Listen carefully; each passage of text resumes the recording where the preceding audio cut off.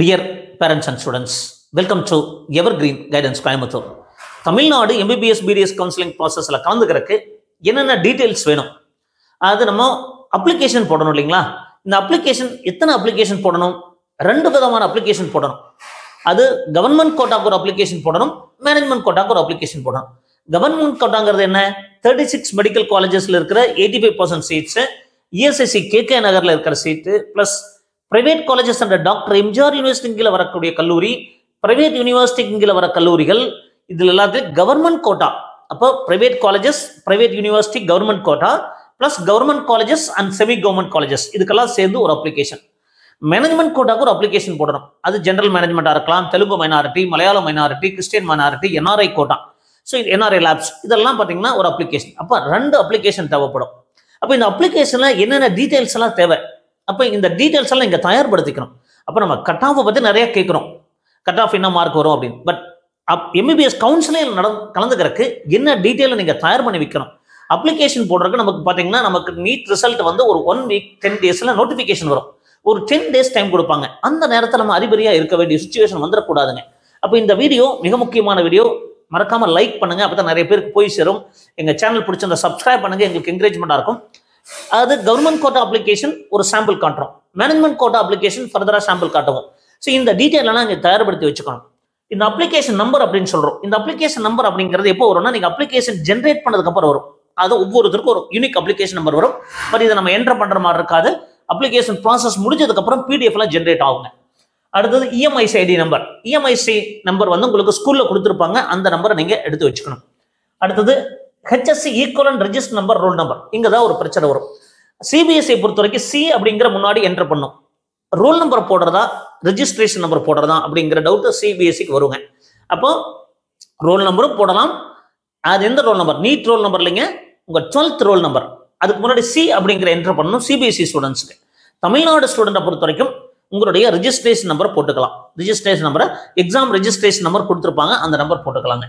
Year of passing, எந்த வருஷம் +2 முடிச்சிங்க, உங்களுடைய பேர், initial at the end, capital லெட்டரா, parents name, date of birth கேட்பாங்க, ஜெண்டர் மேலா ஃபீமேலா அப்படிங்கிறது கேட்பாங்க, நேஷனாலிட்டி இந்தியன், ரிலீஜியன் ஹிந்துவா முஸ்லீமா கிறிஸ்டினா, அந்த ரிலீஜன் கேட்பாங்க, மதர் டங் தமிழா தெலுங்கா, இதெல்லாம் நீங்கள் பார்த்துக்கணும். உங்களுடைய ஃபோட்டோ அப்லோட் பண்ணுற மாதிரி இருக்கும், ஃபோட்டோ கண்டிப்பாக அப்லோட் பண்ணுற மாதிரி இருக்குங்க.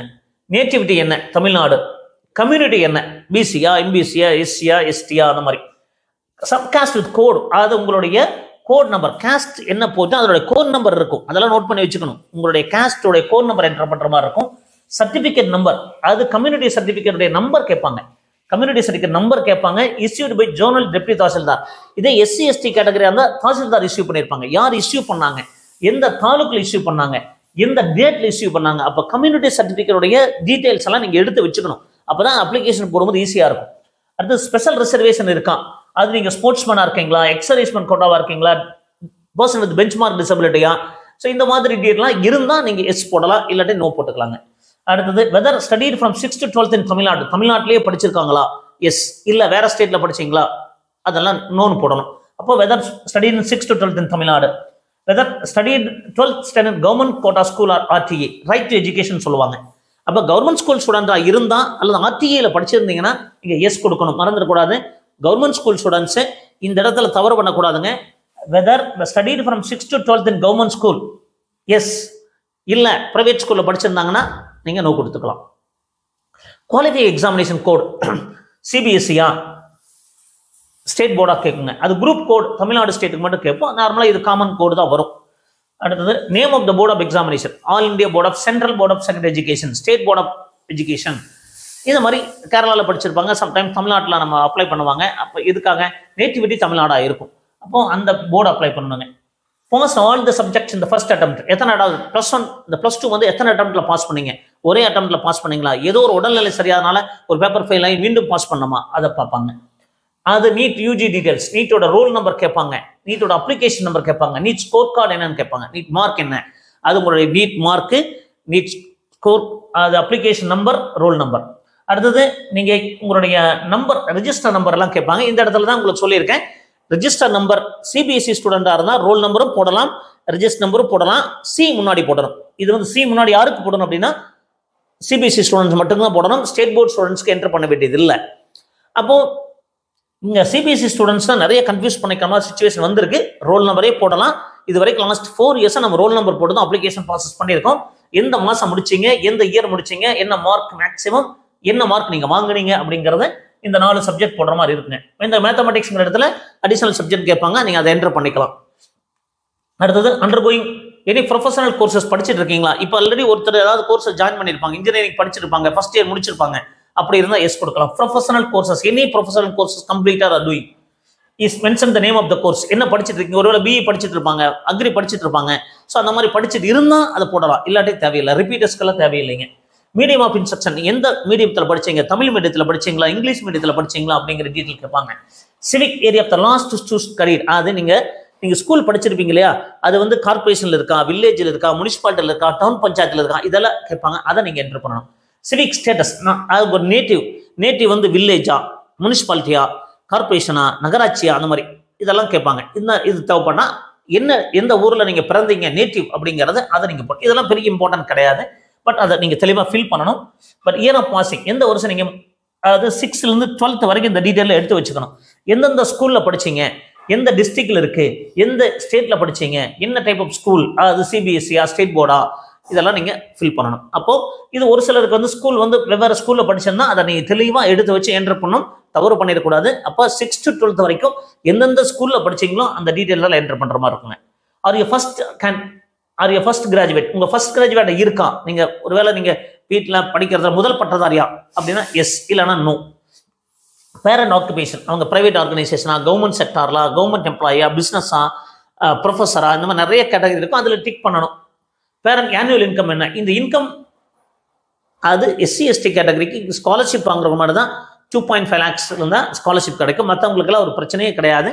2.5 lakhs, 6 lakhs, less than 2.5 lakhs, above 6 lakhs, இந்த மாதிரி நிறைய கேட்டகரி இருக்கும். அந்த இன்கம் நீங்க மென்ஷன் பண்ற மாதிரி இருக்கும். ஒரு அட்ரஸ் ஃபார் கரஸ்பாண்டன்ஸ், பட் எந்த ஒரு கரஸ்பாண்டன்ஸும் நடக்காது. பட் ஆன்லைன் கவுன்சிலிங் தான். பட் இருந்தாலும் உங்களுடைய அட்ரஸ், தெளிவான அட்ரஸ் நீங்க ஃபில் பண்ணணும். எந்த ஏரியா, என்ன ஊர், பின்கோடு எல்லாம் என்டர் பண்ற மாதிரி இருக்கும். நேட்டிவ் டிஸ்ட்ரிக்ட் என்ன, உங்களுடைய சொந்த டிஸ்ட்ரிக்ட் என்ன, நேட்டிவ் ஸ்டேட் என்ன, உங்களுடைய ஆதார் நம்பர் நீங்க ரெடி பண்ணி வச்சுக்கணும். ஆதார் நம்பர் கரெக்டாக கையில வச்சு நீங்க ஃபில் பண்ற மாதிரி இருக்கும். அதே மாதிரி உங்களுடைய இமெயில் ஐடி கரெக்டாக கொடுக்கணும். இதில் மட்டும் தவறு பண்ணிடாதீங்க. இமெயில் ஐடியில தவறு பண்ணக்கூடாது. உங்களுடைய ஃபோன் நம்பர் தவறு பண்ணக்கூடாது. இந்த இமெயில் ஐடி, ஃபோன் நம்பர் நம்ம கரெக்ட் பண்ண முடியாது. இதெல்லாம் தெளிவாக நீங்க எந்த நம்பர் கொடுக்க போறீங்க, எந்த மெயில் ஐடி கொடுக்க போறீங்க, அந்த மெயில் ஐடி ஒர்க் ஆகுதான், அப்போ லைவ்ல இருக்கு, அதெல்லாம் பார்த்து நீங்க கொடுங்க. பேமெண்ட், இந்த பேமெண்ட் அப்படிங்கிறது கவர்மெண்ட் கோட்டாக்கு 500 ரூபாய் கட்டணுங்க. மேனேஜ்மெண்ட் கோட்டாக்கு 1000 ரூபாய் கட்டணும். இந்த சிக்னேச்சர் அப்படிங்கிறது நீங்க ஸ்கேன் பண்ணி அப்லோட் பண்ணணும். நிறைய டாக்குமெண்ட்ஸ் எல்லாம் ஆல்ரெடி சொல்லியிருக்கோம். இந்த டாக்குமெண்ட் எல்லாம் அப்லோட் பண்ணதுக்கப்புறம் இந்த சிக்னேச்சர் அப்படிங்க வரும். இது பேமெண்ட் பண்ணதுக்கப்புறம் இது வரும். பேமெண்ட் பண்ணதுக்கு முன்னாடி என்ன வேணா பேமெண்ட் பெண்டிங் அப்படிங்கிற ஒரு இது வருங்க, வாட்டர் மார்க் வரும். பேமெண்ட் பெண்டிங் அப்படிங்கிற வாட்டர் மார்க் வரும். ஸோ அப்போ நம்ம அப்ளிகேஷன் பேமெண்ட் பண்ணியாச்சுன்னா எடிட் பண்ண முடியாது. பேமெண்ட் பண்ணுவதற்கு முன்னாடி, இந்த நம்ம பேமெண்ட் பண்றதுக்கு முன்னாடி நீங்க மிஸ்டேக்ஸ் இருந்தால் கூட கரெக்ட் பண்ண முடியும். பிடிஎஃப் எடுத்து பாருங்க, ப்ரிவியூ பண்ணி பார்க்கணும். நெட் சென்டர்ல அவசரப்படுத்துறாங்கிறதுக்காக அந்த மாதிரி சென்டர் அப்ரோச் பண்ணாதீங்க. உங்களுக்கு தெளிவான நல்லா பண்ணக்கூடிய நெட் சென்டர் அப்ரோச் பண்ணுங்க. மொபைலில் பண்ணாதீங்க, கம்ப்யூட்டரில் பண்ணுங்க, லேப்டாப்பில் பண்ணுங்க. உங்களால் நல்லா பண்ண முடியும்னா பண்ணுங்க, இல்லை நல்லா தெரிஞ்சவங்ககிட்ட பண்ணுங்க. அப்போ இந்த மாதிரி நம்ம கம்ப்ளீட் ப்ராசஸ் ஆஃப் கைடன்ஸ் நாங்கள் கொடுத்துட்டு இருக்கோம். ஒருவேளை உங்களுக்கு அட்மிஷன் ப்ராசஸ்ல இருந்து அப்ளிகேஷன் ப்ராசஸ் எல்லாமே உங்களுக்கு தேவைப்படும் அப்படின்னா தாராளமாக எங்களை காண்டாக்ட் பண்ணலாம். அப்போ கண்டிப்பாக இந்த வீடியோ உங்களுக்கு ஹெல்ப்ஃபுல்லாக இருக்கும். என்னென்ன டீட்டெயில்ஸ் தேவைப்படும், என்னென்ன அப்ளிகேஷனில் என்டர் பண்ணணும், என்னென்ன டாக்குமெண்ட்ஸ் வேணும், ஆல்ரெடி வீடியோ பதிவு பண்ணியிருக்கோம். அந்த வீடியோவும் பாருங்க. ஸோ இந்த மாதிரி நிறைய வீடியோக்கள் பதிவு பண்ணுறோம். மீண்டும் ஒரு நல்ல பதிவுடன் உங்களை சந்திக்கின்றேன். நன்றி, வணக்கம்.